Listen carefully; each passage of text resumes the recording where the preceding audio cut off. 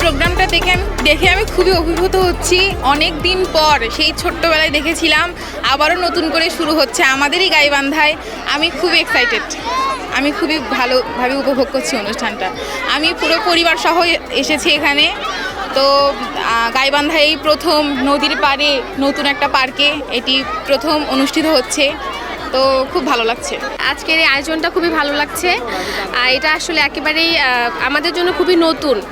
হ্যাঁ, আর হচ্ছে জেলা প্রশাসককে খুবই আমরা আন্তরিকভাবে ধন্যবাদ জানাচ্ছি যে এত সুন্দর সুস্থ পরিবেশে আসলে বাচ্চাদের জন্য এরকম বিনোদন বারবারই হওয়া উচিত।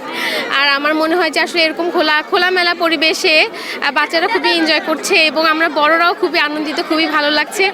আর মনে হয় এরকম আসলে বারবার যদি এরকম আয়োজন হয় তাহলে আমাদের সবারই ভালো লাগবে। আমরাও সেই 1994 সাল থেকে অ্যাক্রোবেটিক পেশার সাথে জড়িত। আমরা অ্যাক্রোবেটিক প্রশিক্ষণ নিয়েছিলাম উত্তর কোরিয়া থেকে।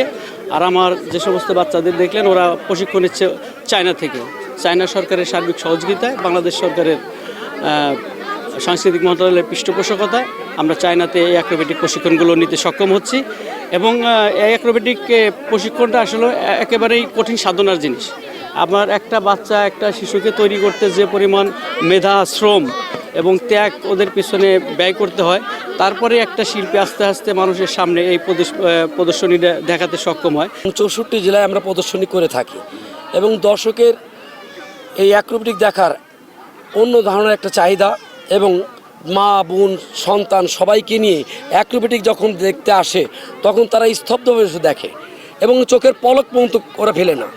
আমরা চাই এই অ্যাক্রোবেটিক দল এবং অ্যাক্রোবেটিক প্রশিক্ষণ আরও দীর্ঘমেয়াদী হোক, আরও সারা 64 জেলায়। আর এই যে আমাদের প্রদর্শনী করি, এই প্রদর্শনী যেন আরও বৃদ্ধি হয়। আমরা আসছি রাজবাড়ী থেকে, বাংলাদেশ শিল্পকলা একাডেমি অ্যাক্রোবেটিক দল, যা একটি সেন্টারে রয়েছে, যা রাজবাড়ী।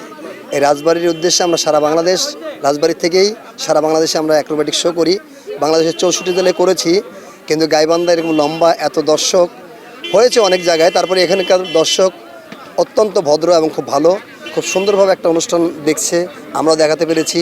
এর জন্য আমরা রাজবাড়ী টিম পক্ষ থেকে, বাংলাদেশ শিল্পকলা একাডেমির পক্ষ থেকে গাইবান্ধা জেলাবাসীদেরকে জানাচ্ছি আমরা অসংখ্য ধন্যবাদ। যে কোনো ধরনের কালচারাল প্রোগ্রাম হোক বা খেলাধুলার প্রোগ্রাম হোক, সেটা কিন্তু আমাদের যারা ছেলে মেয়ে আছে বা ইয়াং জেনারেশন আছে তাদের মেধা বিকাশের জন্য খুবই গুরুত্বপূর্ণ।